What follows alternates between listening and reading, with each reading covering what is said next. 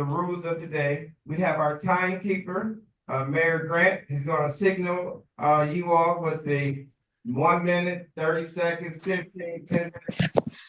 Okay. All right. So we want to be respectful of everyone's time. We also have Dr. Dews right here. All right. See. All right. We have our Vice President. She has some index cards. So if we get enough time, we want to take a few questions from the audience, but we're going to read the questions from up here. She'll have some index cards, I think are at the table outside. And so you can be able to do that. In terms of for the audience, we want to make sure that we are respectful for all the candidates, right? So we must remain respectful of the candidates as well as the moderators and fellow attendees. No interruptions, please. Refrain from interrupting during the forum. This includes shouting, heckling, yawning, rolling your eyes, and anything else. All right. Applause and noise. Please, applause expressions of support are permitted only during the designated times of opening and closing statements. If you get crazy, we got some security in here. All right. We also will try our best to keep everything moving as well. Shut up. I think that is pretty much it. The candidates know what they need to do, and we're going to move towards opening statement. Okay, our opening statements, we're going to start from my right, your left, and we have 2 minutes, each person 2 minutes maximum. To make it shorter than that, that's good. But introduce yourself and why you're running for county executive, starting with candidate. Thank you so much. Thank you so much to the coalition. Excuse me. Oh. Just take the mic, pass it down to your turn. Okay, thank you. I don't. Okay. Thank you for that. Okay, great. Good morning, everyone. It's wonderful to be here with this coalition.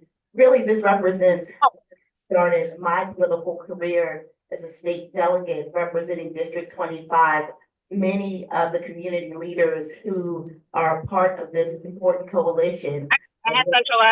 Is almost 20 years ago when I started my career here as a elected official and as a candidate at that time for state delegate. So I know how important you are to your community and how important this forum is. I want to tell you that I did plan and we have a campaign meeting this morning, so I will be here until about 10 o'clock. So I do apologize for having to leave a little early. It's not because I don't want to be here to answer all the questions, but we did plan, and I do have people who are expecting me to be at that meeting. But I want to let you know that I want to continue to serve you. I want to continue to be responsive to your needs. I understand Prince George's. I grew up here. I went to Prince George's County Public Schools, graduating from Largo High School, went on to the University of Maryland and Howard University School of Law.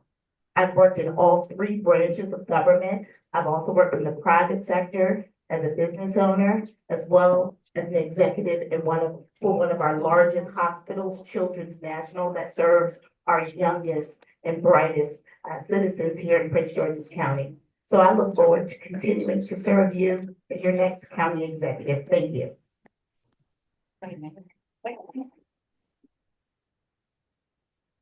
Good morning. I am Calvin Hawkins. I am serving now as a council member at large.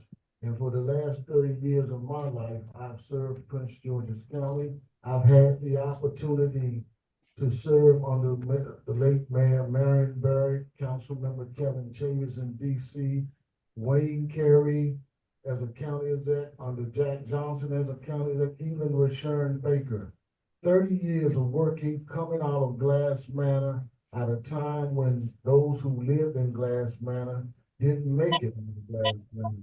And having an opportunity to go to Bowie State and become a member of Omega Psi Phi fraternity, I have an opportunity, my friends, at this pivotal moment as we go through the changes and challenges of this county to make public safety my foundation while working to better our public schools. As the chair for 2 years on the county council, I worked with Councilmember Jolene Ivy and others to build 14 new schools in 6 years. You want someone that understands the federal, state, and local level. Calvin Hawkins is that one, and I'm hopeful throughout this process, as you look, learn, and listen, that I will win your vote at the end of the day. Thank you very much.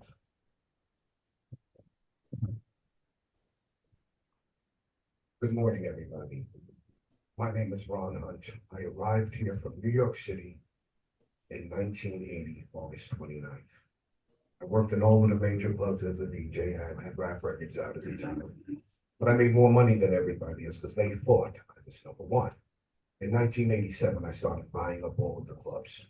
In 1987, 486 murders were in DC.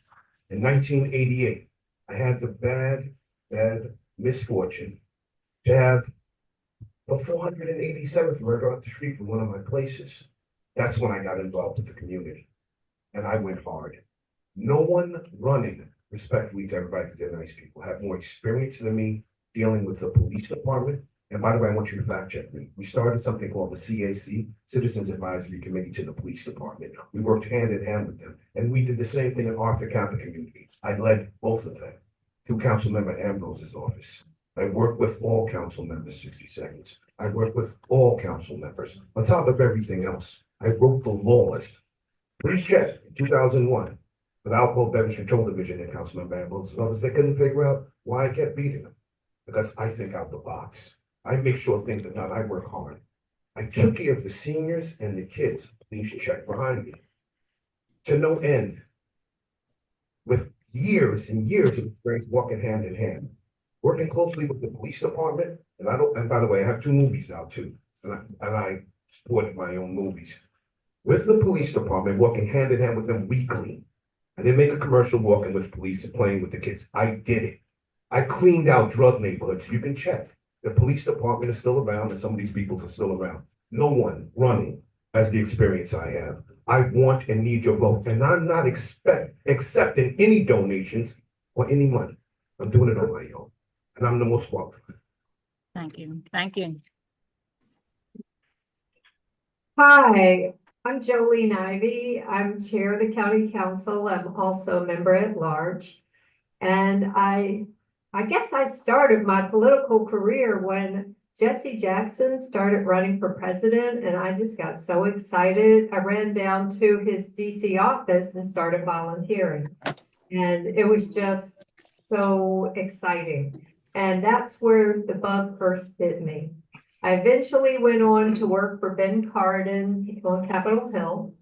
And well, Glenn and I got married during that time. And when we had our first child, that's when I stopped working for him. And I was home with our kids for 16 years. We have 5 beautiful sons and now a few grandkids. The youngest was just born on the 4th of July. So we're very happy with how our family has gone and raising our kids right here in Prince George's County. I went to high school here. I went to High Point. I had been raised in Northeast DC up until I started high school, and then we moved to the county. In that tiny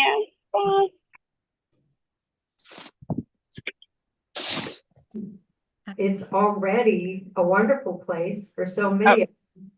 But I think It looks tiny. I was just looking forward to helping to work with you to make our community a safer place, some place where our kids can be safe and at school and really learn and be excited about learning. And I look forward to seeing the development that can come that can support all of us and be something that that makes all of us even happier to live here. Thank you so much.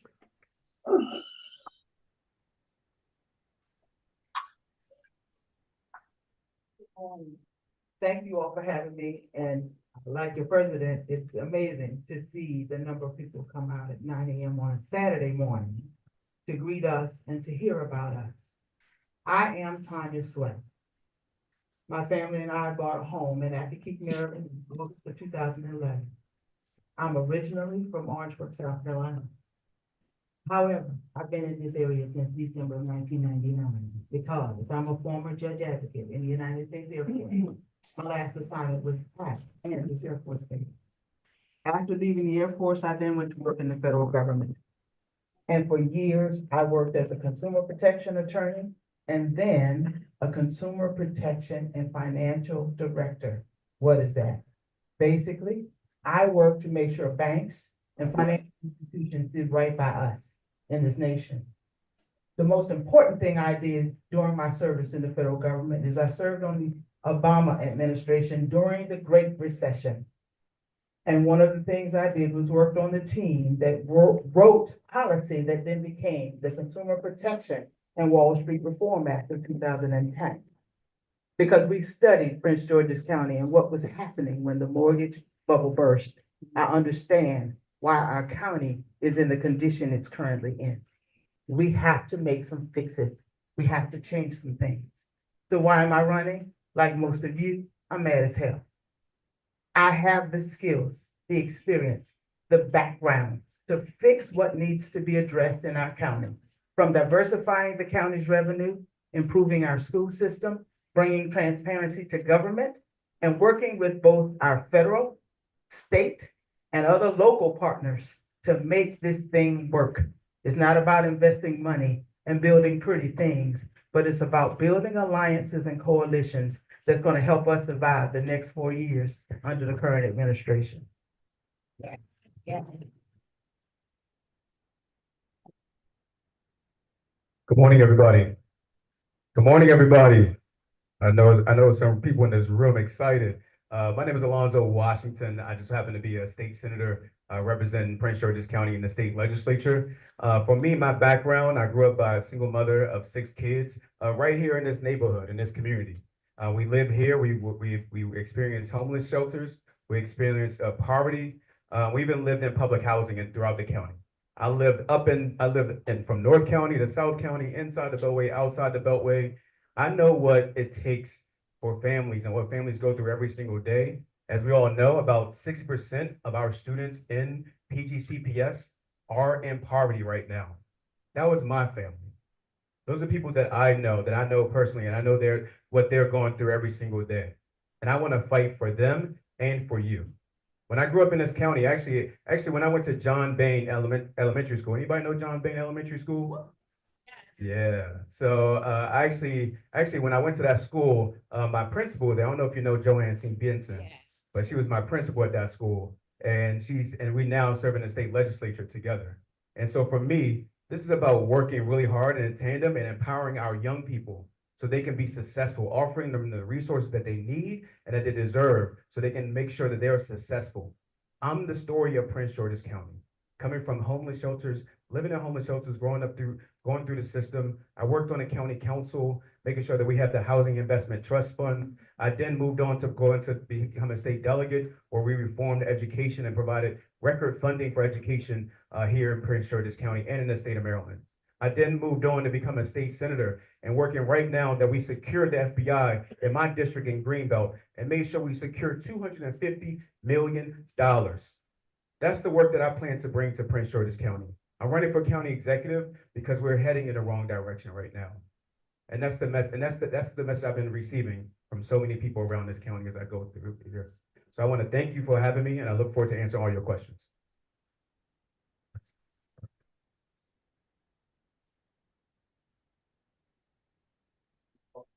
My name is Jonathan White. Okay, sorry. My name is Jonathan White. I am a veteran of the United States Air Force, just like Ms. Sweat. The last 30 years of my life has been about public service. My goal for Prince George's County is to make Prince George's County safe again. I have a background in security. And that's the reason why I'm here. I'm just like you. I'm concerned about my family walking in our neighborhood. I'm concerned about getting robbed. I'm concerned about the carjacking. I'm concerned about public safety. My goal for Prince George's County is just to make it safe again. Not like, make America great again. I am a Republican, and it's tough, but my goal is to make it safe again. I want to be able to walk around and just feel safe. I have a background in that, like, I have a background in dealing with budgets. also.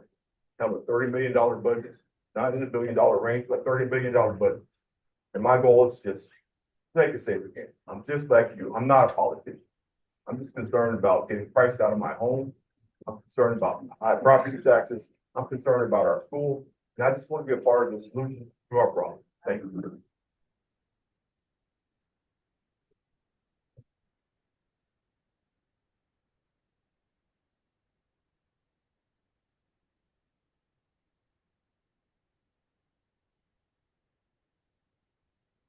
Stand here before you, if we are in need for new change. My name is Albert Slope, running for county executive. Many of you I have met and I spoke to. And you're tired. If you're tired of being tired, let's vote for real change. I'm Albert Slocum. I'm running for county executive.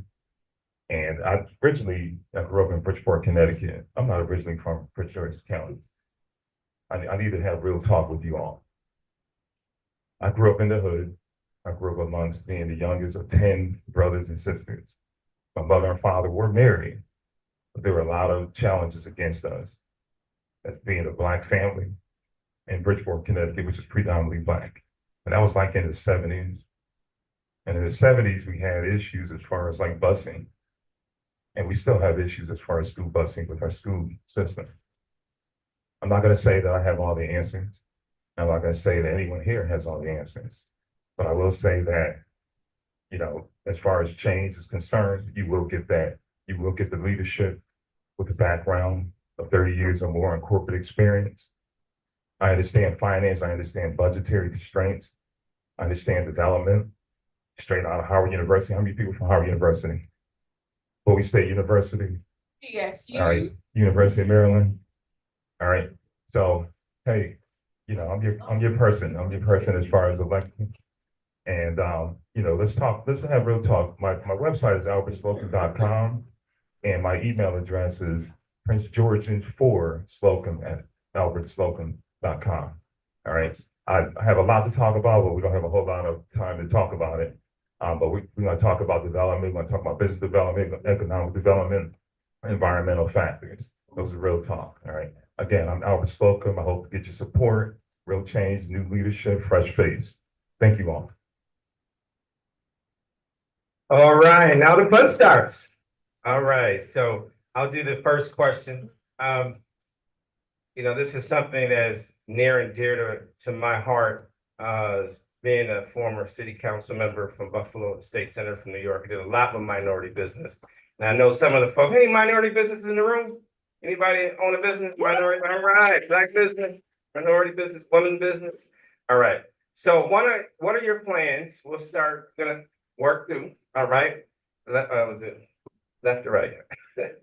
What are your plans to improve participation and support for nonprofits and Black contractors and professional consultants doing business with Prince George's County and its related agencies? Big issue.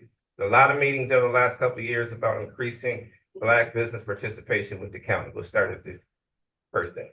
In alphabetical order, all the questions. Okay, thanks. Okay, sounds good. All right, so I said numerous times that it is, I believe, very good business to do business with the people here in Prince George. Oh, sorry, I need that. Okay, sorry. I think from just an economic perspective, it is good business for the government here to do business with the people in Prince George's County. Because as we grow our businesses here, we grow our tax base. We grow it in a way that the residents want us to. We rely too heavily on property taxes to fund everything in our government. And government has a role to play in helping to create and build wealth among the people who live here. We have some of the most dynamic, intelligent, and experienced businesses in IT, cybersecurity, and so many other disciplines that get opportunities elsewhere, but cannot do business here in Prince George's County. When I become county executive, that comes to an end.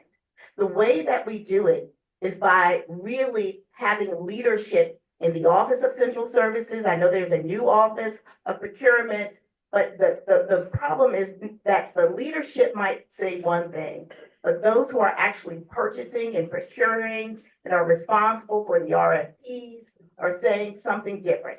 They want to continue to go with the old companies that they've always gone with for years. What that has done was suck wealth out of Prince George's County and sent it to Northern Virginia and other places. We have to make a firm commitment here. What I will say is that Prince George's first will be my agenda when it comes to procuring services and goods for the government of Prince George's County. And when we are investing any tax dollars, whether it's TIFs or other instruments of finance, we will demand equity for residents of Prince George's County. That I can promise you. Thank you.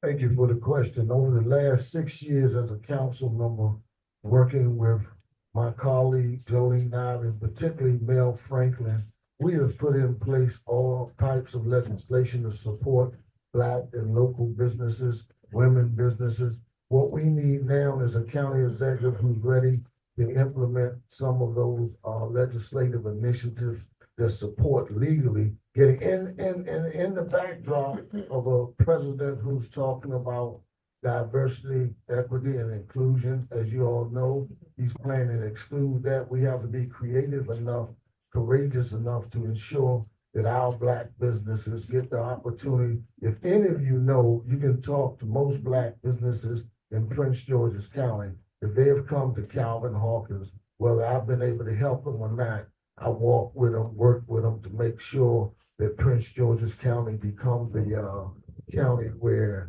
we are open to business for not just Black, but women as well. I follow the Marion Barry model. If you read Mayor for Life, you will understand what he did when he became mayor. You have to be courageous enough and have the vision enough to do it. And my friends, what I'm saying to you, in this community, you will have Black businesses who have received the support of this county executive, but not just in your community, but throughout the 499 square miles that is Prince George's County.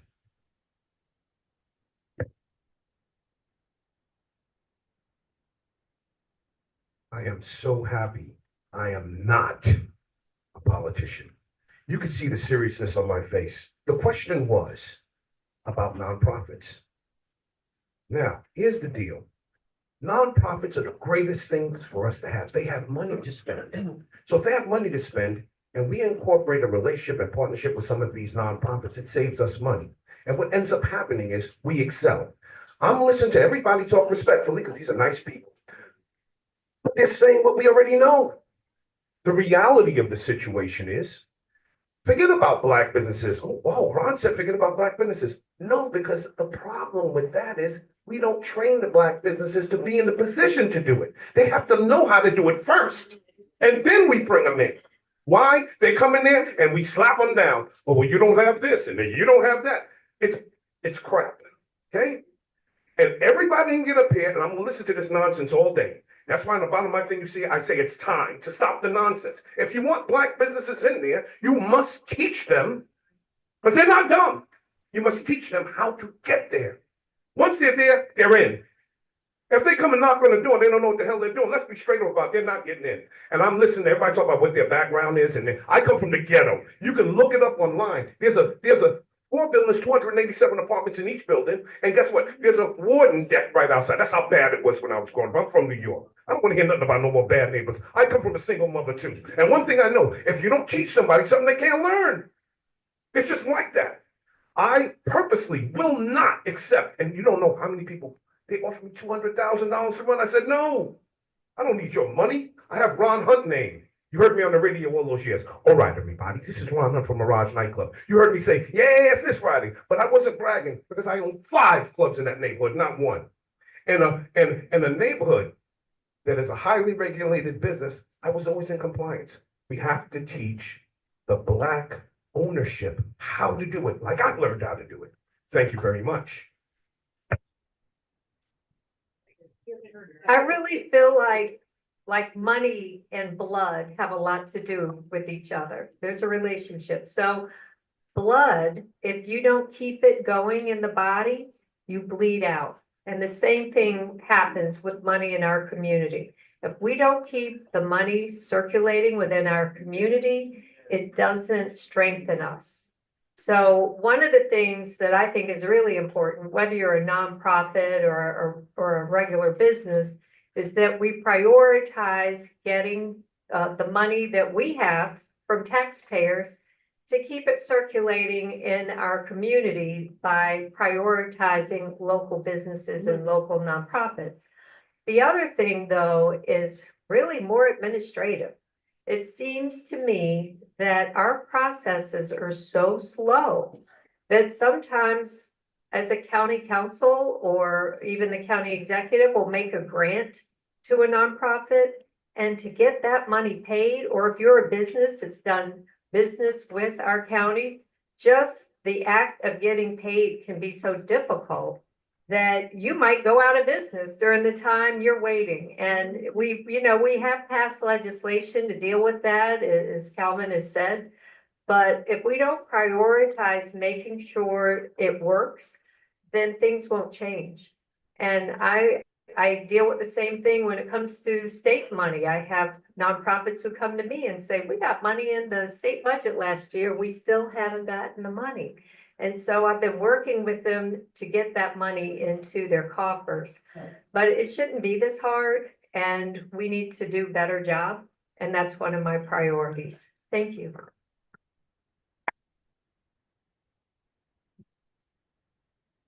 Albert Slocum, Rutherford County Executive. Before I mentioned to you all that I lived in Bridgeport, Connecticut, and I actually have family in Brooklyn, New York, and other parts of the country. I came to Maryland about 25 years ago.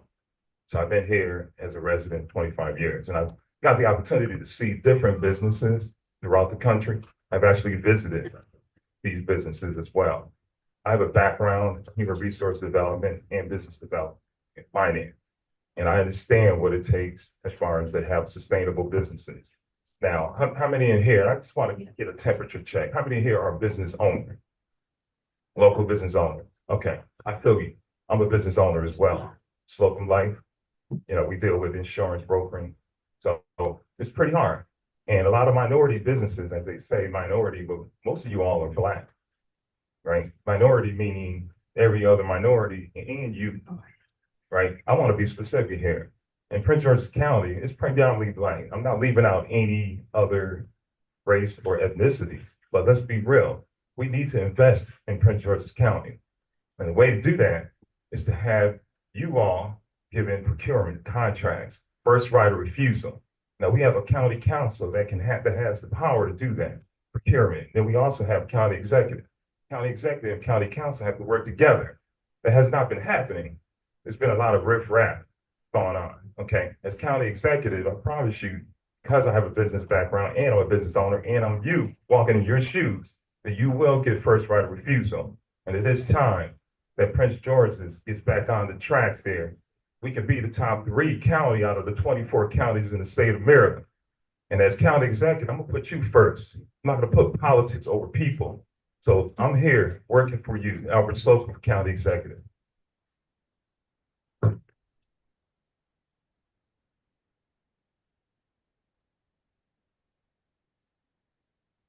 Very good question, but I'm gonna change it just a bit. Because it says, what are your plans? I'm gonna tell you exactly how we're gonna do it. First of all, there's 3 things, simple. We have an office of procurement, but nobody knows how the office makes decisions. We're going to publish the procurement rules for everybody to see them, whether you're a business owner or not. Because it doesn't matter whether you're a nonprofit, a consultant, for-profit, whether you're like me, a lawyer, running your own office, you need to know first and foremost, how do I do business with my local government? Nobody knows that. The other thing we're going to do is publish the authorized vendor list.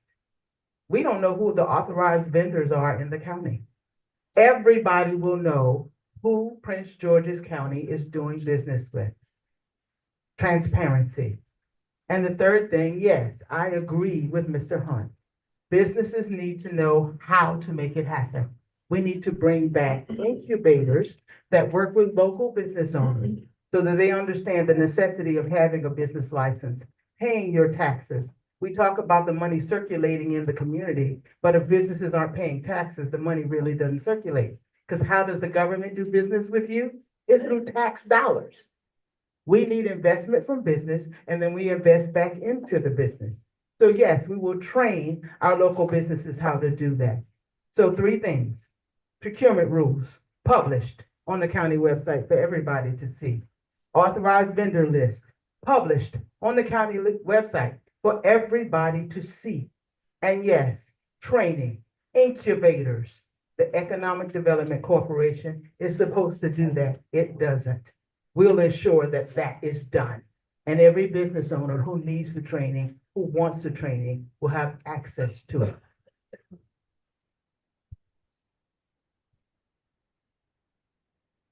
Good morning, everybody. My name again is Alonzo Washington, State Senator. You know, I have many businesses in my district where, you know, they've interacted with the agency in our county and it didn't get anywhere. And they tried to expand their restaurant and they wanted to start a new restaurant and they ended up stopping because they had to deal with this department called DPI. Under my leadership, we're going to dismantle DPI. We're going to change and reform completely the permitting system. Completely have its own department so that it works. So it actually works for small businesses. That's what I'm hearing from small businesses in our county because they can't get through that process. And I know you can't get through that process when you want to just build a deck on your home. That's business too. We need to support our small businesses. That's important. You know, our small businesses want to grow and continue to grow. And the only way they're going to grow is if we have talent here for them. They asking for talent, more talent for them.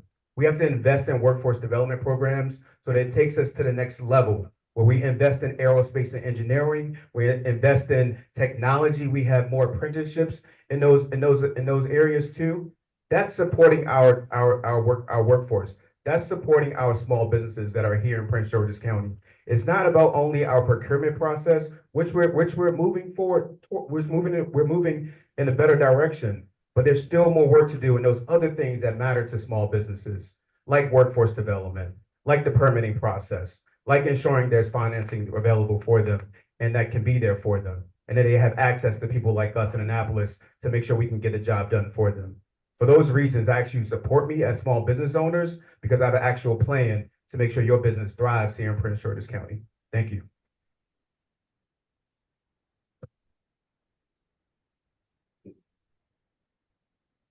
It's gonna be hard to follow.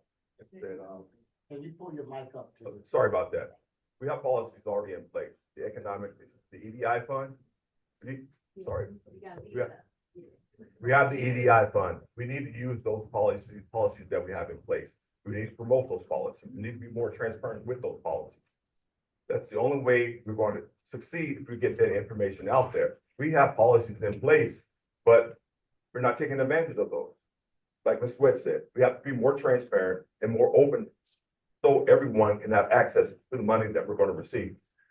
But I'm going to be honest with you. Some of the grants, some of the money that was available last year may not be there. We're currently facing a $171 million deficit. So we're going to look at other ways to help these businesses. And that's where we're going to have to reach out for federal money and other things.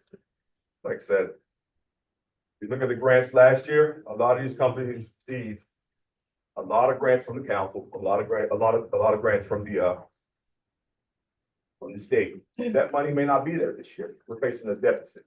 So we have to be able to teach our Black businesses,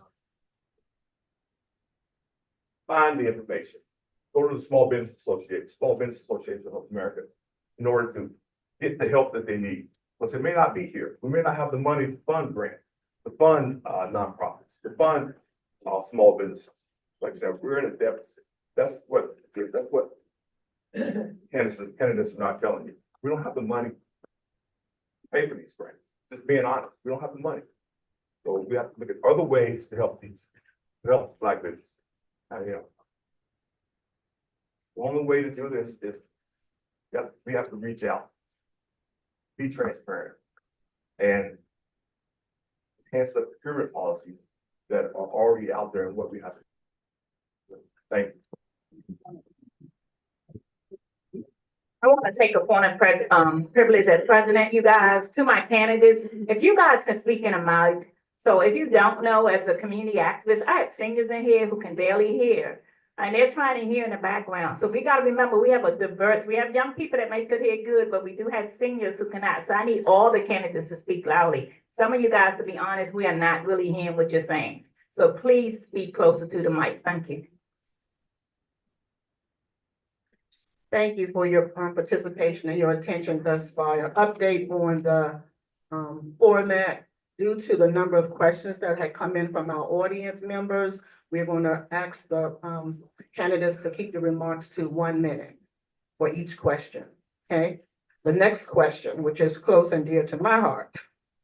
Candidate Brave Board, what would you do to improve or uplift our older communities? For example, those along Landover Road, Martin Luther King Highway, Addison Road, which includes some of the communities such as Palmer Park, Kentland, Fairmont Heights, Capitol Heights, and Sea Pleasant, where many of the commercial properties and apartment complexes are owned by people who do not live in our county and insist that better or higher quality businesses are not supported by the current demographic. However, in reality, if we never attract the demographic they say we need, based on the quality of many of the businesses now in place, yet longtime residents do venture out of their neighborhoods to enjoy a sit-down restaurant or quality shopping. This is unfortunately taking money out of our communities that should be used to reinvest back into these communities. These business owners seem satisfied with collecting their rent from these low-quality businesses. It doesn't matter to them how these businesses affect the quality of life in our communities. These property owners are continually taking money out of our communities with no real investment in them.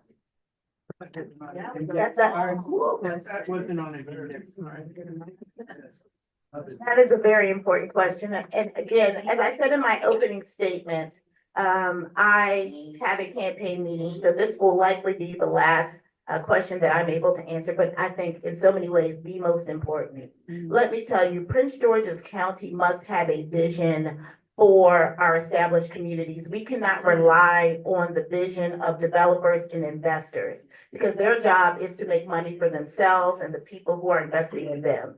What we have to do is invest in our people. So the money that our prior county executive Angela Alsabooks received from the state to redevelop the Blue Line corridor must include significant investment in our older established communities. I will work with Senator Benson and the delegation to direct development in our county and state investment inside the Beltway and prioritize these communities where we can bring high-end development, create density around our beltways so it won't burden our roads, other roadways, and have those, high-end stores, restaurants, and everything else because you deserve the best. And trust me, my vision for you is much greater than someone else coming from outside of this county trying to figure out how they can make money off this county. We need to direct development. We cannot be at the whim and wishes of investors. Thank you.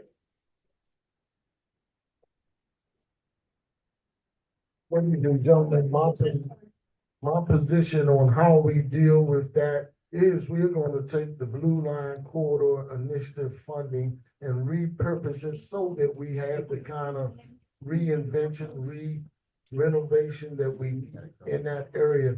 That is it. That is it.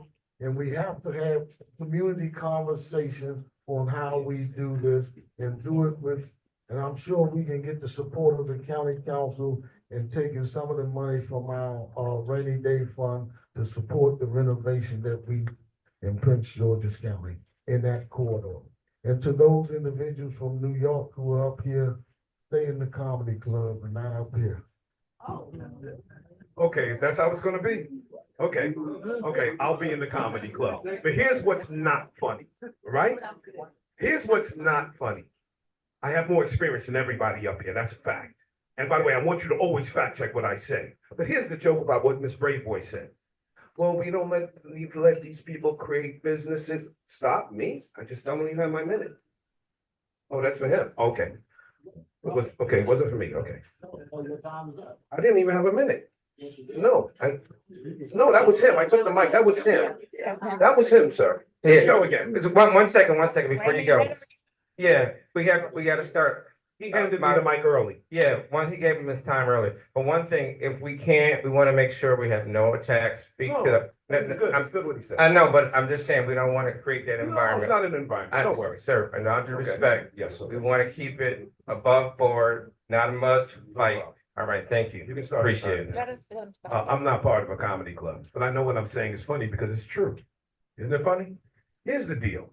What Miss Brave Boy said, in good conscience, God bless her heart, is about Black businesses. I agree. But here's what she's not saying.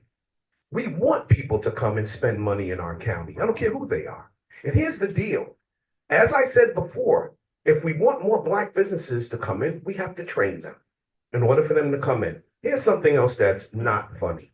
The reason why these areas that she called in that neighborhood is because if you look at their personal property taxes for the businesses, it's 12%. Everybody else, and they don't know this because they've been in office so long, right?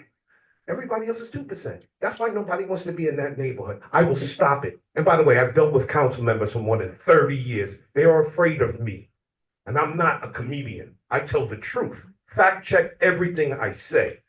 Everybody up here is good-hearted. But the fact of the matter is, I've done these things for more than 20 years. Dealing with the community, I'm deadly serious. I even cleaned out drug neighborhoods. My hands were dirty for doing it. And you can talk to the police department. I am done with this, but I'm not a comedian. And if I am, laugh at what I'm saying.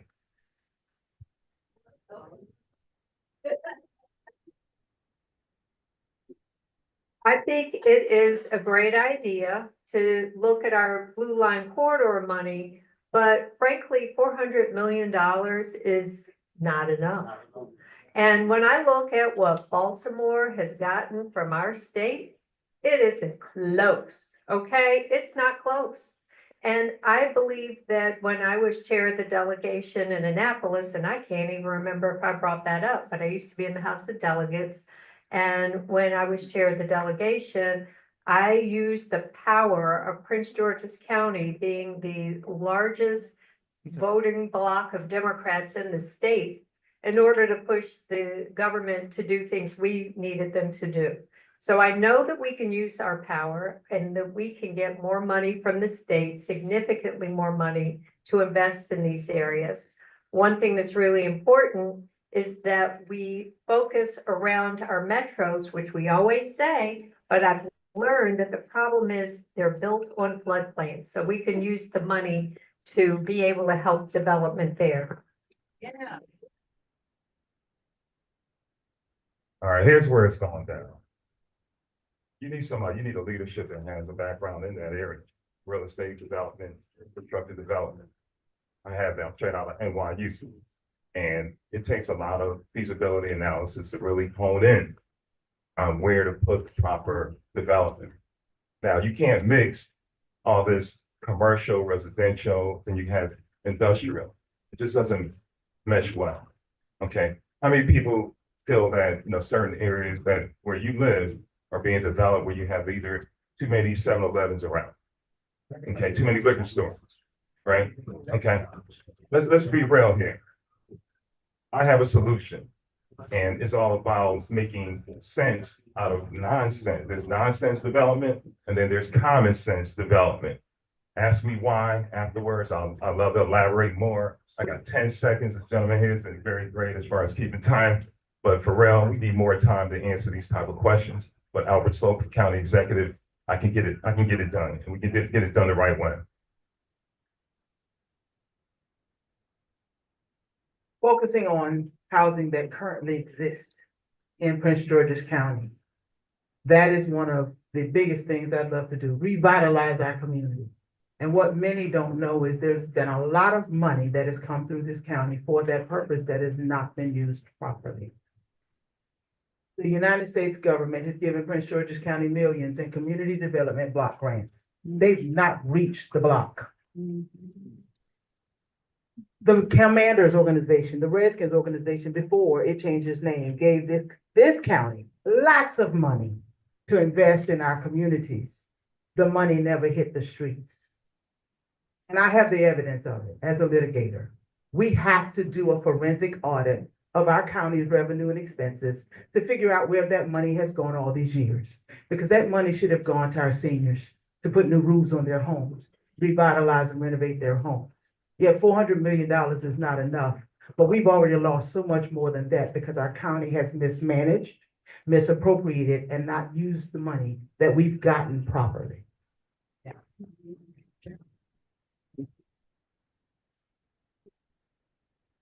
Thank you again. My name is Alonzo Washington, State Senator representing District 22 candidate for County Executive here in Prince George's County.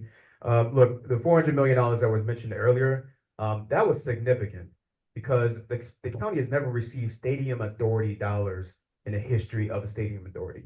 So receiving those funds were important, but the problem was in implementation. We're building things away from the Blue Line corridor. We're building things on Peppercorn Road in Largo, instead of building an Addison Road near a metro station or along the Blue Line corridor. We got to do more. We need to change that. As county executive, I will change that immediately and halt those programs. The other thing is our municipalities. We have 27 municipalities here in Prince George's County, 27, the most in the state. We need to use those relationships with them to build more senior centers and multi-generational centers along with park and plan. If the reason I'm saying that is because the city of District Heights did just that, where they have a new senior center with the rec center, and it's a multi-generational center by bringing partners together to build these centers. As county executive, I will lead those efforts to build coalitions to make sure we can build economic development for our seniors. Thank you. Thank you. White. In order to fix the neighborhood, we need to hold the absentee landlords accountable. We need to hold the absentee landlords accountable for the actions that they're doing. Next, we need to invest in public infrastructure in this area to make it better, widen the roads, build the potholes, the simple stuff. And lastly, we need to use the EDI fund to bring, sorry about that, we need to use the EDI fund to attract more businesses, more restaurants, so we can build up this area. Thank you. All right, next question. We got a lot of questions. Woo, yeah, got ready today. All right, so the next thing for all the candidates, it's around increasing the commercial tax base, short-term and long-term. Please list 3 ways you plan to create jobs and increase the commercial tax base in the county in the short term and in the long term as well. 3 things. No, it's gonna always alphabet. It's like when y'all vote. 3 ways we will do that as the county executive for your Prince George's County with the artificial intelligence cybersecurity opportunities. And there are going to be 5 locations in Prince George's County we will identify with the support of the community to build town centers, shopping centers with retail and housing. As you drive through the District of Columbia, you could see the transformation that occurred there, and we can do the same in Prince George's County. That's my commitment: cybersecurity, artificial intelligence, and 5 town centers throughout Prince George's County to help grow our economy. Thank you.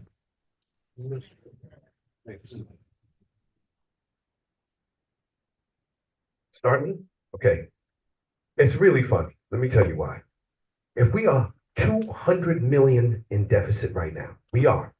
Why? Because we had contractors come in, and God help me, I know how to read a contract. Oh, and you say, oh, we're going to audit. If you're auditing, that means you're saying they're innocent. They're not innocent. We need an investigation because we are large enough to not use contractors so we can create jobs in the community. We can build things ourselves. And then guess what happens next? We save 75%. Why? Because a contractor will come in, he'll add 20% to everything he buys. He'll take another $5 per man working from it. And at the end of the job, he'll charge another 20, 30%. Besides charging us fair market value. That's nonsense. How many people order from Prime? How many people order from Amazon? A lot of you do. Why are we building all these new town centers? What we need to do is create a situation where we do build town centers, but they will adapt to the situation we're in now. Like I said, how many people in here above 60? You're not a senior. You're not the seniors of yesterday. You're new seniors. You're signature citizens. You have to understand.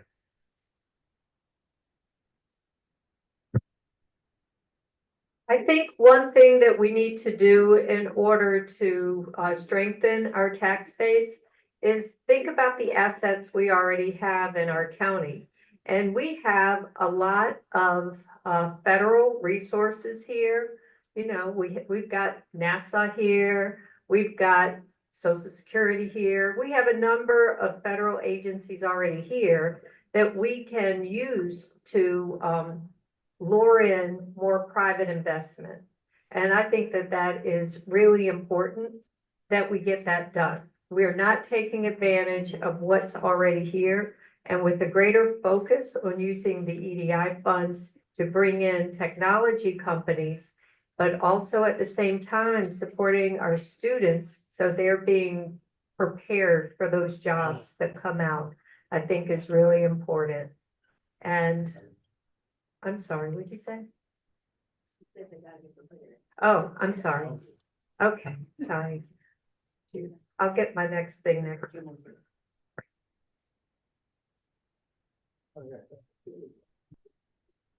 First and foremost, tax exemption for senior citizens, age 65 or older, or retirement.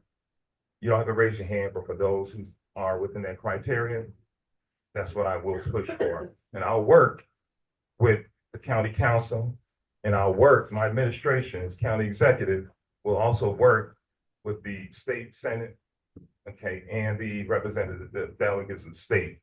I will do that. Number two, we got to bring in bigger corporation. I know that word kind of makes you feel a little, you know, a little awry there, but we need that because they pay more. They pay higher salaries, and we can tax them in a different tax bracket. So this way here, you're not taxed. And then number three is, you know, location, location, location. We need a central business district to define where we are, where we work, right? So from a standpoint of economic development, my administration will push hard for you to make sure you have more money in your pocket. I'm Albert Slocum. I'm running for county executive.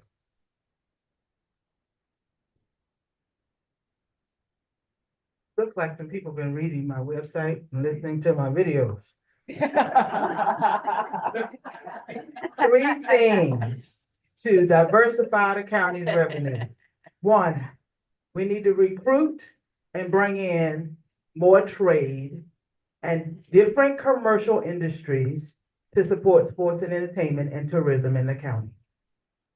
Secondly, we need to work with our trade organizations, yes, to make sure our children and young people are properly trained to take on the new trade jobs. There are lots of vacancies in electricians, HVAC, plumbing. We're not training our children to take those jobs. We need to train our kids to take those jobs and make that money to put it back into our economy here in the county. And then thirdly, I know most of y'all have written off the commanders. I'm not writing them off. Their lease doesn't expire for 2 years. I want to build and support them and not put a data center where the old Landover Mall used to be. We need to do, again, sports and entertainment to support them because that will spark tourism in this county.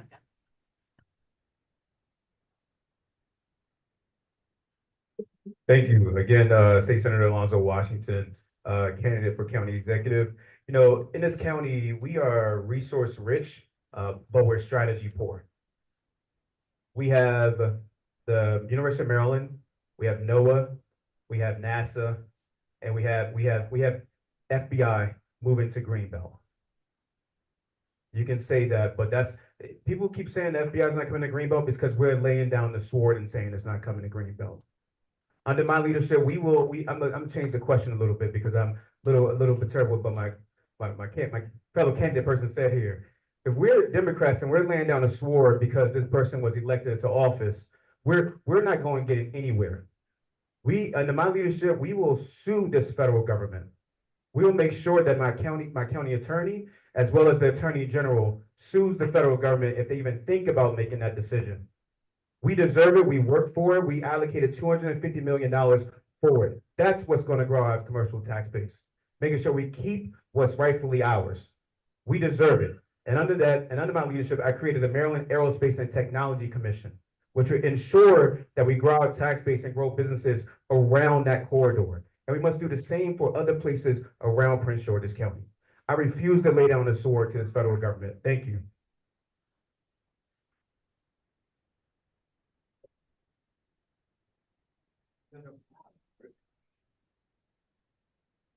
We need to invest in data centers.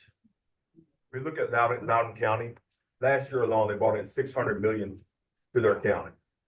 70% of the world's internet traffic goes through Loudoun County. If we just take, sorry about that, if we just take 20% of that should increase our commercial tax base. Next, we need to promote the EDI fund to attract better businesses, better restaurants.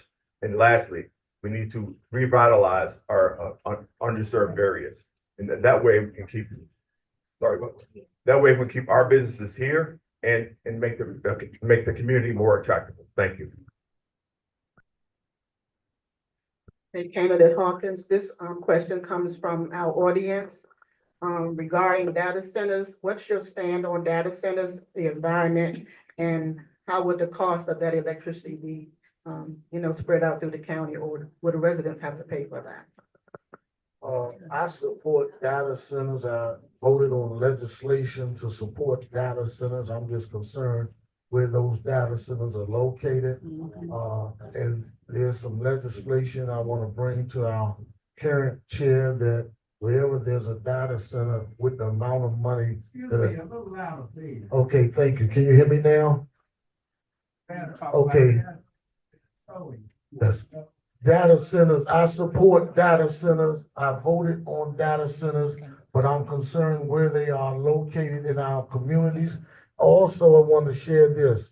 As I said, I have some legislation that I want to present to our chair of the county council where wherever there's a data center, I believe whether it's a 1 mile radius or 2 mile radius, individuals in those communities should not have to pay electricity or gas. The data center should cover that for the people within those facilities. Well, that's not gonna happen. Listen, guys, I really am a businessman for many years, and that's not gonna happen. It's a good idea, don't get it twisted, but nobody's gonna do that. What we have is a situation where Prince George's County has a lot of land. We need to go ahead and accept these data centers, but put them out there where they belong. Because what happens then is, we don't have to worry about giving anybody free, because these guys, why are we committing blackmail to these people? We want them here. But we have enough property where we can send them somewhere where we don't have to see them if we don't want to, and still collect the money. Does that make sense to anybody? And by the way, what my friend over there talked about senior citizens, here's the joke with that. I've already started, because I think I'm going to win. I've already started a situation with the major players in Prince George's County to give seniors free medication. I'm also working on something that gives you, by the way, affordable living. You understand? Because we're signature, we're not seniors. Believe me when I tell you, I know what I'm doing. And everything works hand in hand. All right? You have to fix this to make that work. Thank you. I support bringing data centers here to the county. I think we have to do it responsibly. I think that the first step is one that I'm already taking, which is we have a meeting set with the Public Service Commission and also my husband's office, as well as some other stakeholders, because the idea is the Public Service Commission is who determines a lot of the rules around utilities. And so what we want to do is make sure we get a commitment from the Public Service Commission that these data centers will have to pay for their own infrastructure, that we don't get stuck with the cost of the increased electricity that they need, or for the other facilities they need to build. We don't get stuck with that. So they're profiting, they should pay for it. The second thing is we would plan on, as a county council and with the community, an overlay zone so that we know where data centers are, where we can plan ahead of time and decide as a community. And then the last step would be a bill that we put on hold which is something that makes it faster for them to come, because that's why they're not here. It takes too long for us to approve them. I support the data center. In fact, it is true, we have a lot of land that's available. However, where should we put those? And it goes back to development, it has to be common sense development. Can everyone hear me? Yes, yes, closer to my. Move your mic closer to your mouth. Thank you, thank you. All right, so the data centers serve their own purpose, but I want to redirect the question, okay, in the sense of, we've had, pandemic in our area here, and it took us out for a couple of years or so, right? We need our communication center, we need data, we need to be able to reach each person. Now, everyone's not on social media, okay? But we need to make sure that we're ready for the next infamous catastrophe that can hit us. Let's be real about this here. And I want to make sure as my administration, we're working on that now. We're being proactive and preactive before things start, okay? Because it may be a grid situation regarding our utilities, regarding, power lines, regarding energy being shut down. So as your next county executive, I assure you that I'm working on that now. I'm putting together a plan now as we speak. So Albert Slope for county executive. I'm glad Prince George's County was not the first in this area. And I have questions about data centers. What are data centers? They're the cloud that everybody's selling you now on your computers. So what did we learn from Loudoun County? They create a whole lot of heat and it affects the neighborhood. There are environmental issues that we have to address. You need a lot of water to cool these data centers, and the water that comes from the runoff is toxic. Who's gonna treat it? And yes, not just the data center is gonna pay for the electricity. Everybody's electricity is gonna go up because big companies own data centers, and they will go to SMECO and Pepco and say, because everybody's benefited from the data centers, everybody needs to pay for the electricity it takes to run them. And it takes a hell of a lot more electricity to run a data center than it does to run your home. We're all going to pay. I think we need to let the state do what it do.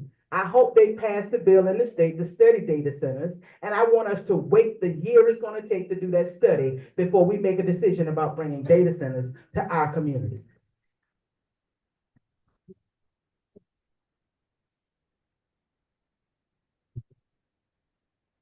Good morning, everybody. State Senator Alonzo Washington here. I don't want to be a broken record, but I support data centers as well. I do believe that we need to do a study on data centers in the state, make sure that we do everything we can to make sure it's protecting our environment, learn from Loudoun County. We do need the tax revenue. We can do two things at once by supporting other businesses and supporting data centers and studying it as well. So not to beat a dead horse, but I support it, but I want to make sure we do more research behind it. Thank you. Yes, I support data centers also, but I support green data centers. They make green data centers now that use solar, wind, water, and other geothermal techniques. So data centers will be good here. And I care about the community also. Since we're so close to the Chesapeake Bay, we have to have green data centers in order to protect the Chesapeake Bay. Thank you.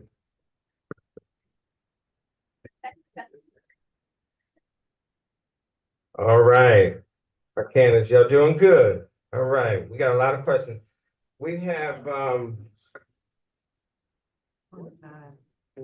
40 minutes, so we may have a slight modification in the last 15 to 30 seconds. We have a lot of questions and a lot of good questions. We will not get to all the questions. We're going to try to move fast. For this round, next two rounds, we will do a minute, okay? But we may do some rapid fire during the end so we can get more of the questions out in the atmosphere. So recently we had a lot of questions today about paving the roads and snow plowing. All right, and so please share some of your plans to, one, improve snow plowing in the county, and then two, paving the roads and making sure the crosswalks are marked and all that good stuff. Thank you for the question. I started 30 years ago in Prince George's County with the blizzard of '96. I worked in the Department of Public Works. Back then, several of our agencies were first line responders. Today, we only deal with the Department of Public Works. When I become county executive, several of our agencies will be involved in snow plowing or snow response. And what I mean by that, instead of just having the Department of Public Works doing it, these agencies will be involved plowing your neighborhood simultaneously while we're doing the primary roads and the secondary roads. I promise you that. I was there in Blizzard of '96. I understand it. I worked in public works, as I said. I also worked in the Office of Emergency Management. I know that side of the county government and how we can respond. And the infrastructure will be important because we have to invest. We're doing a lot of development, but we're not building the infrastructure. And I promise you, I will do that in the first 90 days in my administration as an initiative. Okay. Only got, what they said about data centers is absolutely correct, but we put them away from us, so there's no extra cost to us. They pay for everything. We need them here, but we do it way away from the community, like I said. Now let's get to this. The question was potholes. Yes, she said the potholes were involved with the snow plowing. That's what she said. And here's the deal. We have to create an infrastructure during the summertime where we make sure all the roads are fixed. Why? Because by the time, like right now, when everything freezes up, it goes into those little cracks, and that's what creates the potholes. So it's a two-deal thing. We create more jobs for the summertime. We have to fill in every road. Our infrastructure has to be top of the line. So when these things happen, like we are in right now, that water seeps underneath that little rocks, and it freezes and it expands. And after this is over, watch how many potholes we have. We have to make sure that we make it light on the people that are shoveling snow. So if we do that and create a good infrastructure, we'll be fine. Boy, that snowstorm was terrible. I have to tell you, I love snow. It's my favorite. However, I never want to see it again after what we just went through. I learned a lot though, and part of the reason I learned a lot is number one, I went out on a snowplow to see firsthand what was going on. And second of all, I brought in DPW&T to give us a briefing on what had their thought processes been and what did they learn so that they could, do better. Because we definitely expect better services next time and in the future. One thing that I know that they learned is that we have to start with hilly areas first instead of ignoring them and treating them like any other neighborhood. If you live at the top or the bottom of a hill, you're not going to get any trash truck down there to you until that is resolved. So where and how they plow is important. And I would like to use fewer contractors and more employees, but honestly, I don't know how that would work until I can get in there and know the details. Thank you. I'm from the northeast, and this time of year, it's very cold, it snows a lot, freezing roads. That doesn't make Prince George's County any different. We should be masters at this. I mean, the snow removal, potholes, all these issues, right? My thing is that we have to be cognizant of the contracts, the vendors. My administration will, eye for eye, dot for dot, investigate who's doing their work and who's not. Okay, we're going to hire the right contractors to perform the duty. The other aspect is that all this here, your tax dollars, and that goes a long way. So we have to invest in you, and you. All this means something economically. From an infrastructure standpoint, we should be, from a proprietary standpoint, owning our own businesses under the county. Who says the county cannot have its own quasi-government making money for you and hiring our very own internally and creating more jobs, hundreds and thousands of jobs. As your new county executive, I assure you will be working on that. Albert Slocum for county executive. The beauty about serving in the military and being an officer is you learn how to plan, practice, plan, execute. What happened with the snow was a disaster because there was no planning. And now we're blaming DPW&T, and the failure was not just there. Where was the Office of Emergency Management? That's their job. Plan, plan, plan, practice, plan, execute. There was no planning. We should have been planning for snow removal in June and September. We should have practiced in October when Doug put out his snow forecast. None of that happened. But then the snow came and we weren't ready. We have a problem when the hurricanes come. How many of y'all need sandbags, because it floods in your basement? We don't plan for that either. We have to do better using our directorates to plan for what's to come. It may not snow next year, but the plan is on the shelf ready to go. Right. It's already done in the budget, and if we don't use it, we carry it over to the next year. We don't plan well in this county, and we will change that under my administration.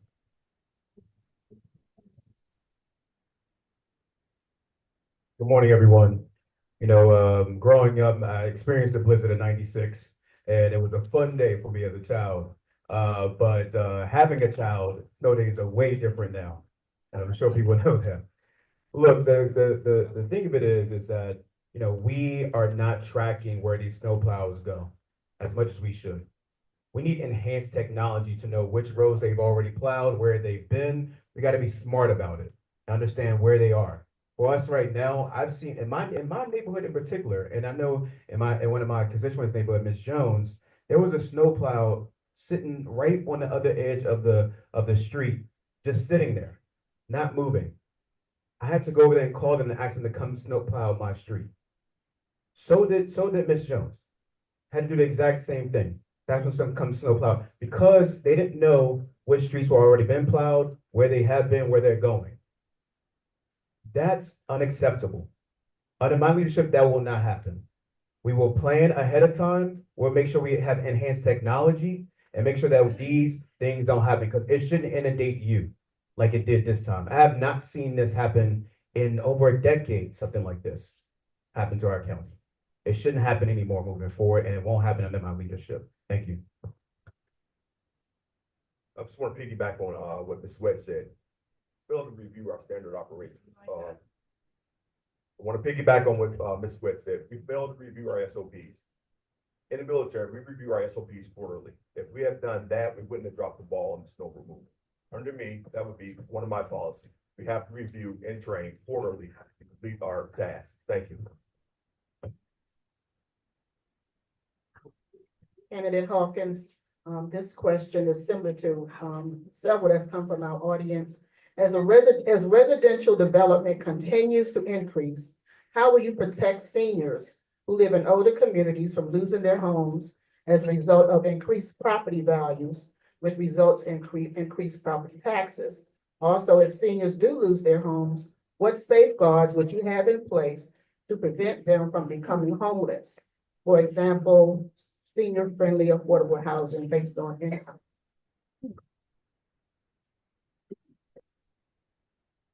Thanks for the question.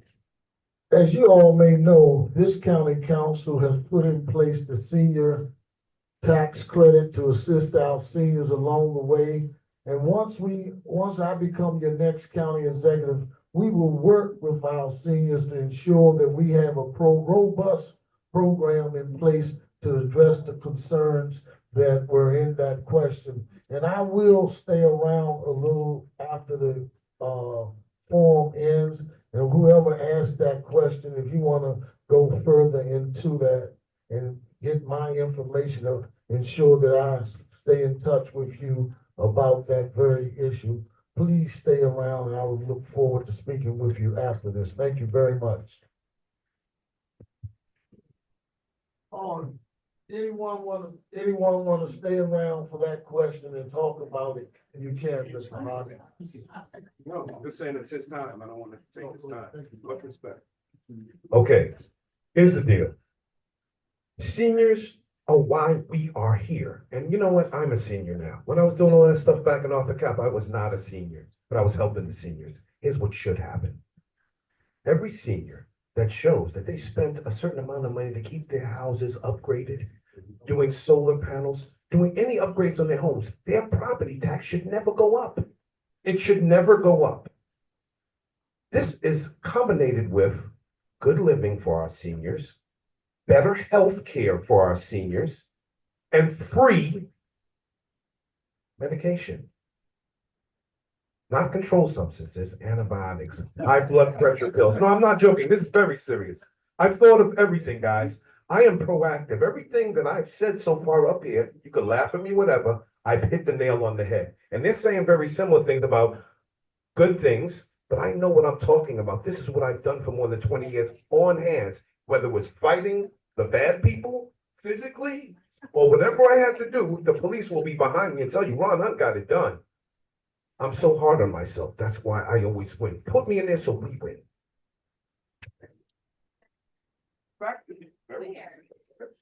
I definitely got to learn a lot more than I thought that I ever would about what seniors need through my father, who passed when he was 93.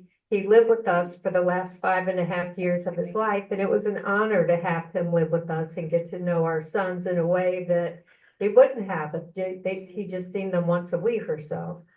But everybody doesn't have somebody who can take them in, and that can't be the way we plan. So number one, we did pass the senior tax credit. We're updating it, refining it some. I don't know if it'll get to where I want it. I think it should be means tested. So some seniors are doing quite well, and I don't know why we would give them a tax break.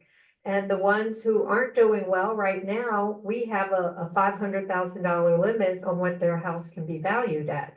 I think that the person most in need is the one whose house has gone up beyond that in value, but whose income is much lower. They're the ones who need the help, and that's where we should be directing the help, not towards people who are doing well. Thank you. Let's be candid here. Seniors are our legacy in Prince George's County. They are our legacy in Prince George's County. From a residential standpoint, we all buy homes because we want that tax credit, right? We want to get that tax deduction.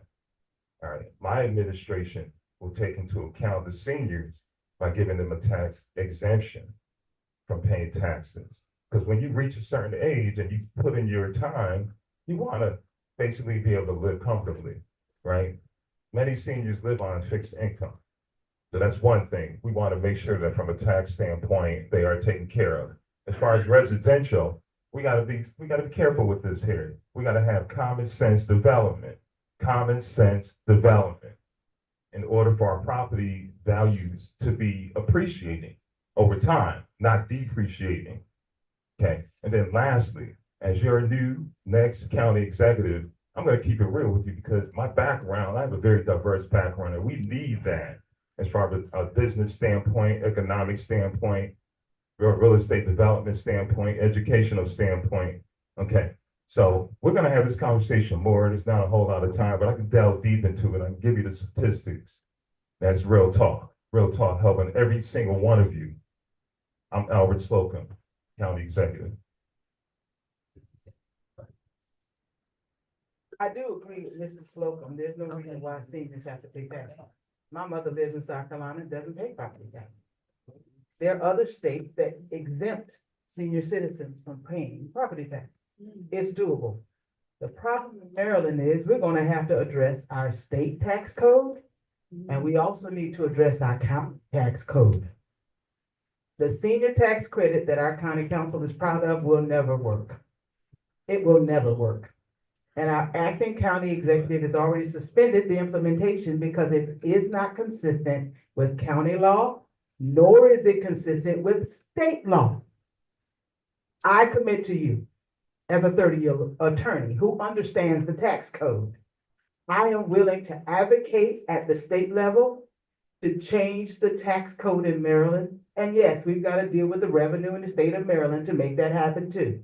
I'll work with our General Assembly to fix that problem. I'll also work with our county council to fix our county ordinances so that we can relieve the tax burden on our citizens, including our seniors.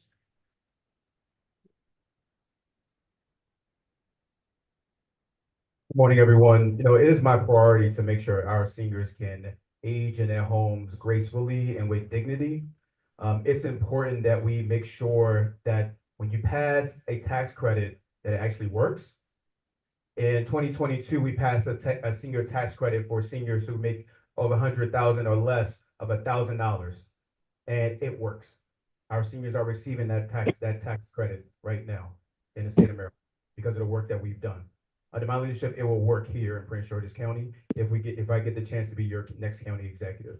Additionally, when I go around and talking to seniors every day, what I hear from them is properties that they have are older properties.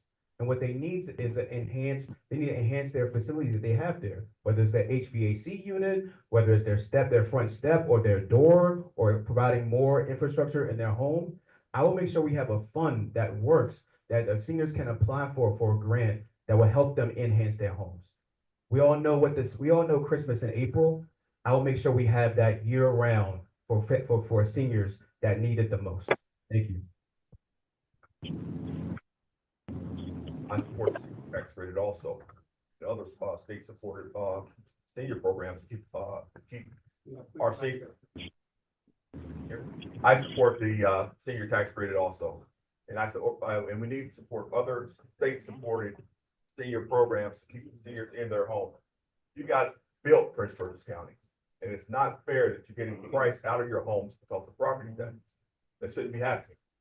Under me, I will work with the county council to rewrite the tax code, create better programs, keep you in your home.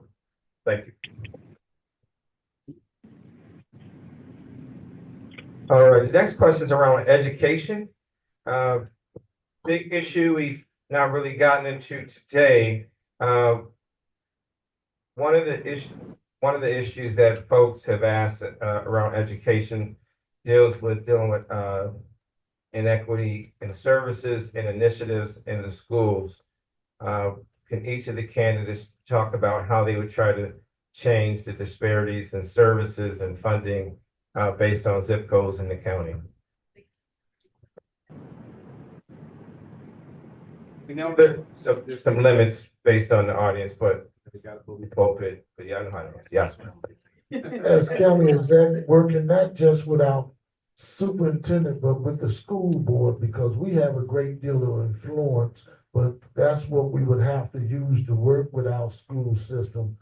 You call it a bully pulpit, but it's really about collaborating, using the data available to us to ensure not just the inner beltway, but throughout the 499 square miles, our school system is working in a way that you all can be proud of. I believe over the last 6 years, the 14 new schools we have built to ensure some equity throughout the county has been one example that we're moving in the right direction. And I'll continue to move in that direction as your next county executive, working with your school board.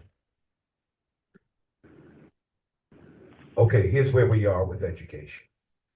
Everything I've said, it's not about one thing. One hand has to wash and work with the other. We have to stop the violence in schools first on our educators. Everybody's not reporting these exact things that are happening in there. Now, as far as giving students incentives, we need to create internships with our large businesses during the summertime, send them to work so now they're being educated for what they're studying for. But we have to still pay attention to those educators. They are the real heroes here. Do you understand that? The joke is you can slap a teacher and nothing's going to happen to you. Hell to the no, not me. It's not going to happen.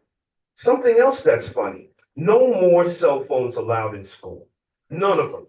They sit there, they cheat, they disrespect the teacher, they text each other, and they're on social media. You check it in at the front door, it's gonna cost you $1 because I'd rather you leave it home. Well, I want to call my mom. Go to the principal's office if it's that important. We also put pay phones in there in the common places so they can use it 25 cents each pop. At the end of the week, we should have about $1,500 to put back into the school.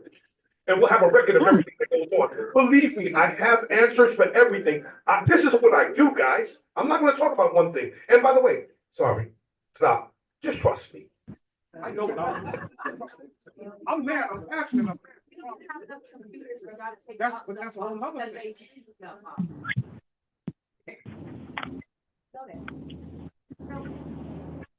One thing that's been frustrating as a member of the county council is our ability to get the school system to do anything. It's pretty limited. You know, we can have them in, we can have very sharp conversations, and they don't have to do what we say.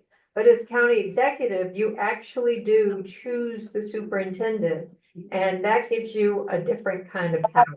So I look forward to having that ability to influence what's going on in the schools.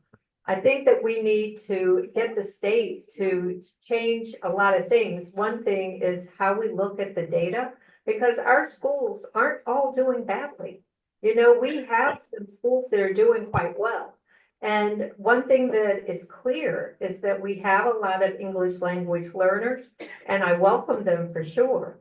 But if we can take those scores separately from other scores, I think that we'll start to see a clearer picture of what's going on in our schools and to be able to focus the attention where it needs to be.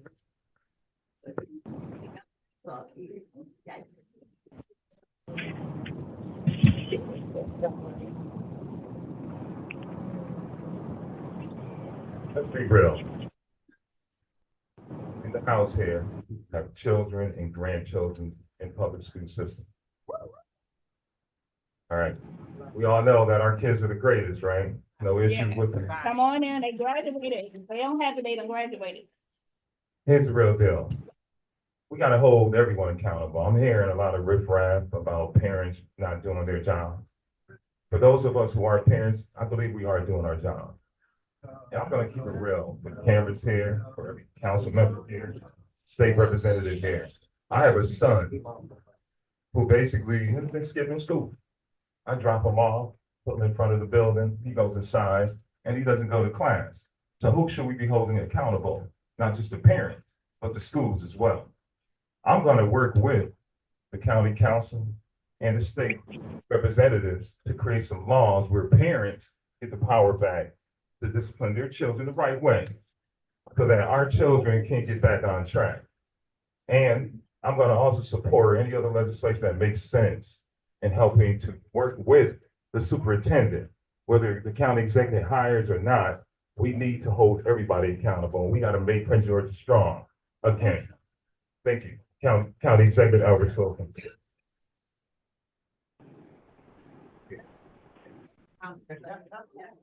Education is a big priority for all of us, because we're talking about our babies.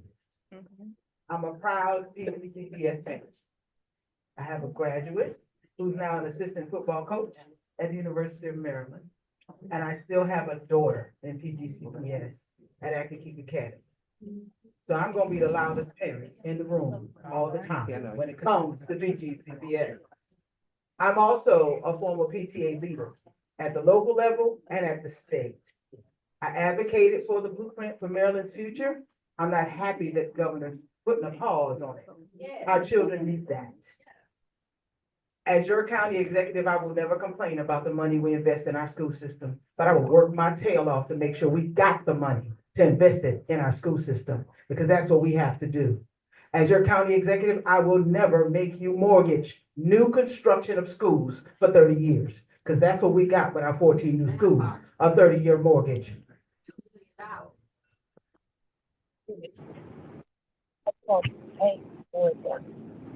Good morning, everyone. Sonia, have you been reading my website? No,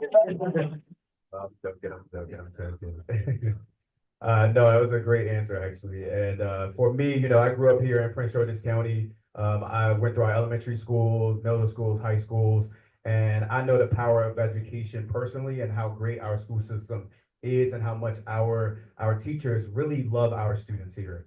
But we have to invest and continue to invest in our schools. The federal government has said already that they're gonna eliminate the Department of Education.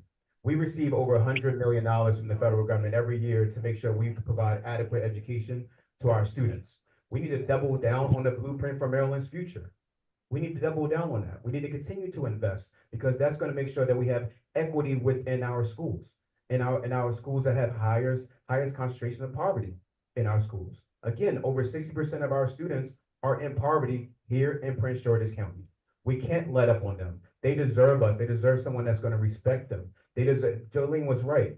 We have as county executive, we have the ability to appoint the next superintendent. Under my leadership as county executive, we will have a new superintendent that's reform minded. Thank you.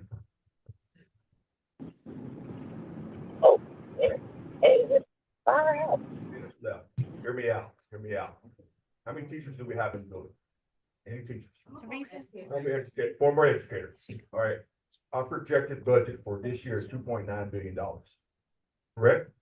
If we go to a 4-day and 1 day only, we can save the county $75 million every year. And if the state of Maryland does it, they can save $400 million a year. This plan works in 45 states and 800 districts across America. You can look it up. The average savings is 2% and 4%. Do the math. I'm not a very good mathematician, but 4% of $2.9 billion is a lot of money. This is worked across the board. You can look it up. You go to a 4-day school week and 1 day online, we could save the county $75 million. That money can be reallocated to other schools. Like I said, I'm a coach. I used to coach football. Let me give you one more minute. I used to coach football. 15 seconds. And what I learned about Sir, please be respectful. Thank you. You can do it in your closing remarks. Thank you to all the candidates and for all your responses. At this time, we're gonna. Wait a minute, hold up, y'all ain't, they said thank you, y'all should be applauding the candidate, come on in. Thank you all so much. At this point, we're gonna bring the Q&A to a close, give you time for closing remarks. But I believe there's a video from Sharon Baker that President Queen wants to share. So closing remarks, 1 minute per candidate, please. You gonna listen to it? Oh, we gonna listen? 1 minute, please. Start with candidate Hawkins, your closing remarks. It ain't 3 minutes. You can saw it on Facebook. Thank you again for this opportunity to be here. The truth of the matter is, no matter what we say about our experience, true leadership is an opportunity to work with each and every one of you to build the Prince George's County you and I deserve. Together, we can uphold the principles that we believe in. For our seniors who are here, you've been the ones that have carried Prince George's County over the years. Together, we can continue to work with you. I've been involved in Prince George's County for the last 30 years of my life. Growing up in Glassman, I had the opportunity to work with some of the most brilliant minds in Prince George's County. And we're at that moment that I believe I have what it takes to move Prince George's County forward, working with each and every one of you. Together, we can do this together. Together, we can make Prince George's County the county it should be. Thank you again for the opportunity to be here with each and every one of you. And I look forward in the days to come to win your support.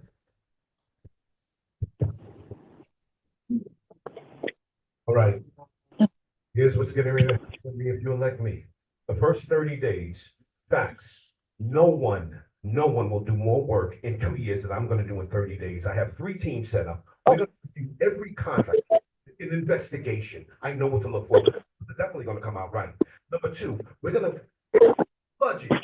All that wasteful spending, all that nonsense comes to an end. And then, in order for the education department to work, be right with the police department. I told you I wrote the laws for the Alcohol Beverage Control Division for Washington, D.C. in 2001 in Sharon Ambrose's office. It's true. But the reason they wanted me to do that because I think out the box. I always beat them. I read some of these regs for the police department, and it's outrageous. That's why things are happening the way they happen with the education and with everything else in Prince George's County, because the police hands are tied. We have to untie them, and there has to be community policing. If you want to know more about what I have to say, go to ronhuntforpgcounty.com. I have a list of things and plenty of videos. ronhuntforpgcounty.com. And I don't want your money. I don't want it. I have my own. I'm not buying the job. It's for you. I'm Jolene Ivy, and I really hope I get your support to be the next county executive. I have the experience that makes me ready for the job and the independence to make me do things differently. I know that there are things we need to change. I accept that, I welcome that, and I look for you to help me make those changes. I have given my cell phone number out to everybody in the world. And the reason why is because I think it's helpful if I am accessible. I would always say, if you're an elected official and you don't want to be reached, you probably shouldn't be an elected official. Wow. And the problem I've seen with previous county executives is being in a bubble, right? They seem to enter a different realm of not being accessible anymore. And I don't want to be that way. I think one of the good things about me is that you can reach me and I'm going to tell you the truth. You may not like it, but I'm still going to tell you the truth. And I look forward to your partnership and for your vote. Thank you. Come on. Albert Slocum, I really appreciate everyone here, the invitation to be here in front of all of you all, esteemed individuals in Prince George's. Let's talk. Foreclosures, crime, snow removal, trash pickup. Okay, the list goes on and on. Real estate development, property devaluation, then valuation appreciation. I hope to get your support because I have worn many hats. I've actually managed many of you who work for Prince George's County, your 457 deferred compensation plan. I've been that guy from a financial standpoint. Let's be real talk. All these signs that you see out here, and I see you wearing a different shirt, but if you're still on the fence and you have not made up your mind, or you have made up your mind, it's a good time to change your mind, okay, and vote for a viable candidate. I'm Albert Slocum, I'm running for county executive. I will day one get the work going, and I'm going to invite all of you to the table. Albert Slocum for county executive.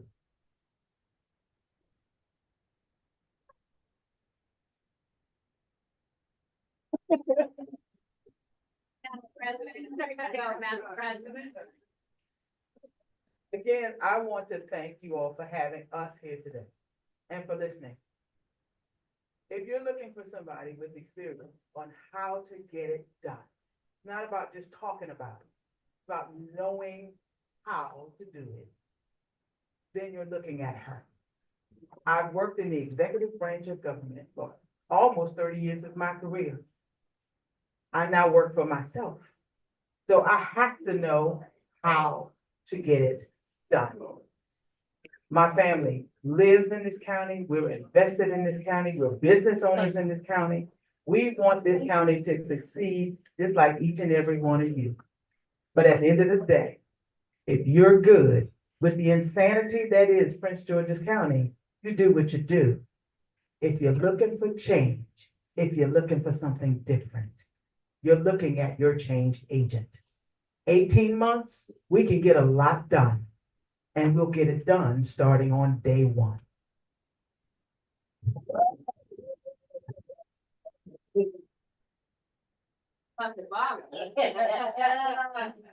Yeah, very.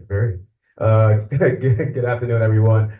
State Senator Alonzo Washington here, candidate for county executive. I just want to thank the committee here and the commission here for having us here today. Thank you all for being here today as well. I really appreciate it. You know, I'm passionate about our county. I understand our county. I have experience as well. I worked at the county council. I worked in the nonprofit industry. I worked for a national nonprofit here in Prince George's County. I worked as I'm a state senator currently, and I currently work for a nonprofit as well. I understand what it takes to run this county. I worked on different levels and different departments within the county too. I know that I have the background and experience. But what I do know is that we're moving in the wrong direction as a county.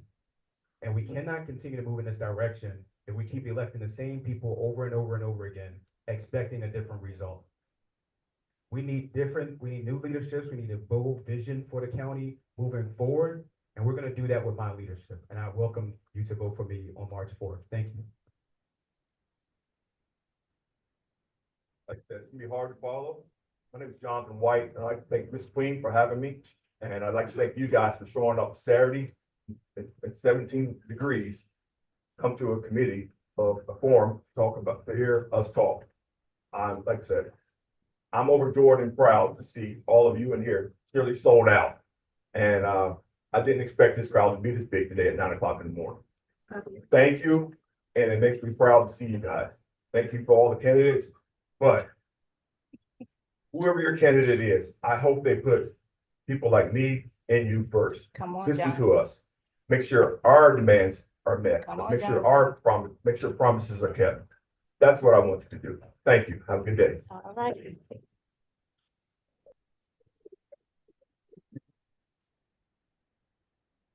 All right, it's my time. Let me cheer y'all up.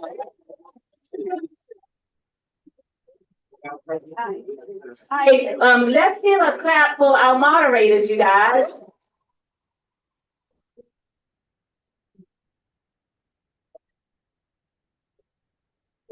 And let's give yourself, a hug and a clap.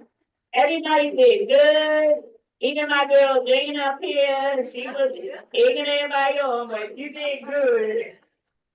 You did good.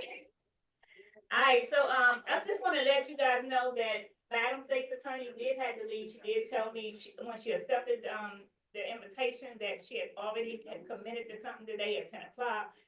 But she wanted to be here, so, I definitely, told her that's fine. So that's why she left out early today. Our former county executive, Sharon Baker, did tell me that he was you guys know his wife had Alzheimer's, and he was at the conference, he still is in, Atlanta. And so he said that, he would definitely try, but he wasn't sure, so he sent the video.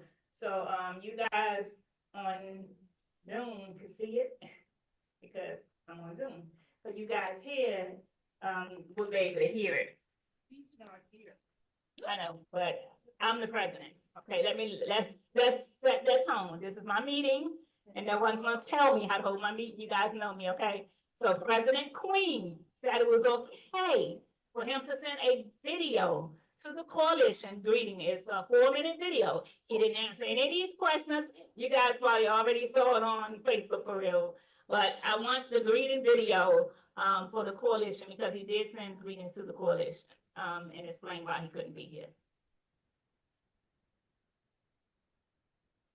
Hi, Belinda and the Central Coalition. I just want you to know I'm sorry I'm missing your event, but I'm here in Atlanta for the Alzheimer's Community Summit, Leadership Summit. I want to thank everybody back home who participated in the Y'all may Alzheimer's not Walk. be here, but they can online. I'm looking forward to talking to you. They can online. You can go back if you want to watch it, but it just said hi, Belinda, and the Central Coalition. After I watched it, he's at the Alzheimer conference. He could not be here. You guys know his campaign and his platform, and he just want to say thank you guys for the invite. He apologized for not being able to be here. So I wanted you to see that video. He also suggested that you definitely go support his campaign. Wait a minute, candidates, don't go nowhere. Okay, so that was the video. People on Zoom were able to see the video. So thank you guys for watching it on Zoom and on Facebook, you guys. So we're going to go ahead and get ready to end this meeting. Again, I just want to say thank you all. I just want to remind you guys that the Coalition of Central Prince George's County is going to host a conference this year for HOAs and civic associations on empowering you to empowering you in your community, because that's what we do. So the conference will be the last Saturday in April. More information. Okay, you guys, I need your attention. We only got 5 more minutes. Don't make me call y'all out like a teacher. Because I do sub, and the kids tell you, Miss Queen, don't play. Okay? And so you guys, we'll be sending you more information about the conference. I wanted to say thank you guys for coming.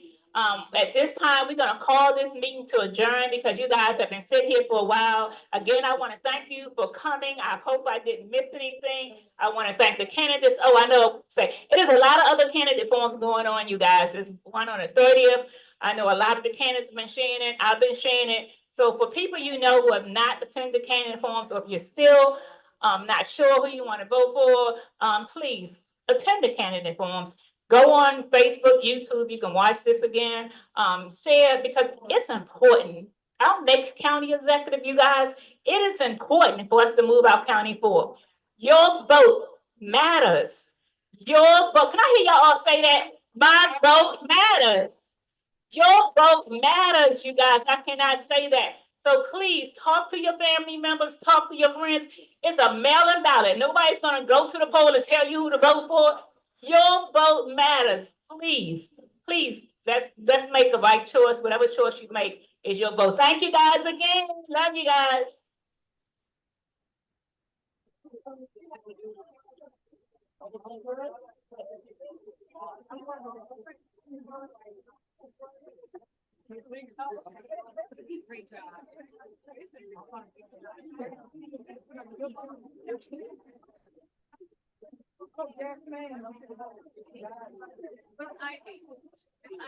Thank you all for stopping through. All right. Thank you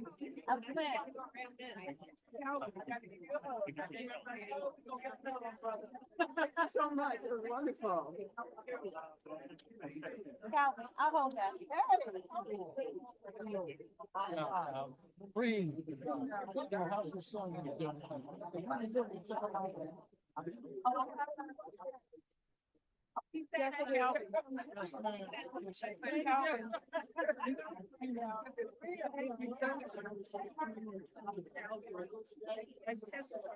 Algorithms drive what they're doing.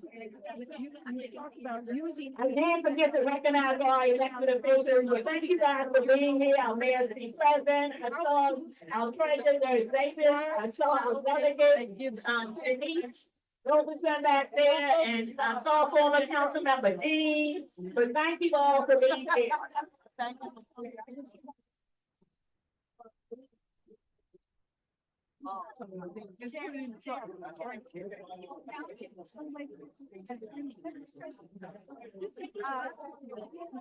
Campaign manager, I know you might ask a question.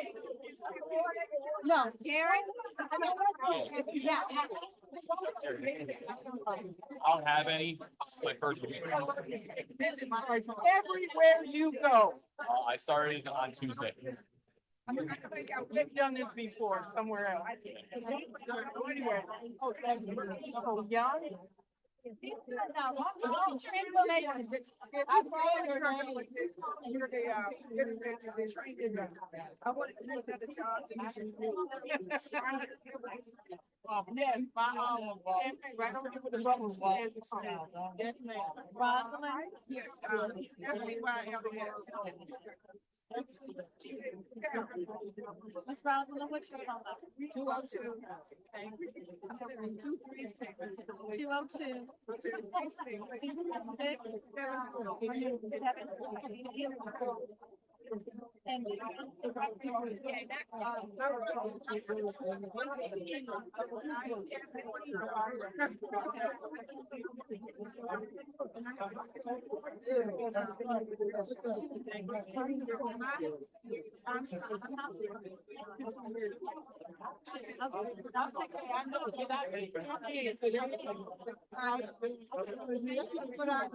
Maybe I ought to take yours.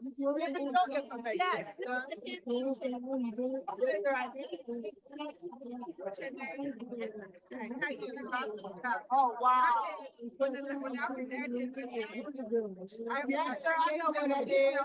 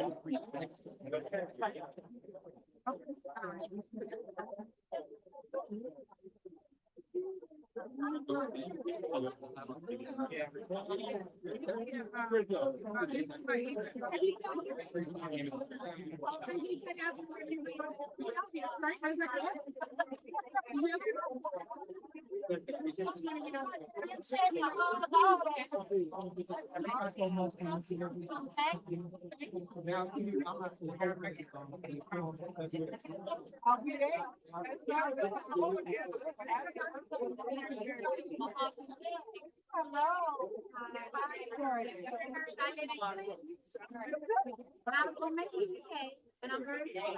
I like you. Thank you. I get it. You pay my attention. Okay, I'm keeping that point. I'm hard there.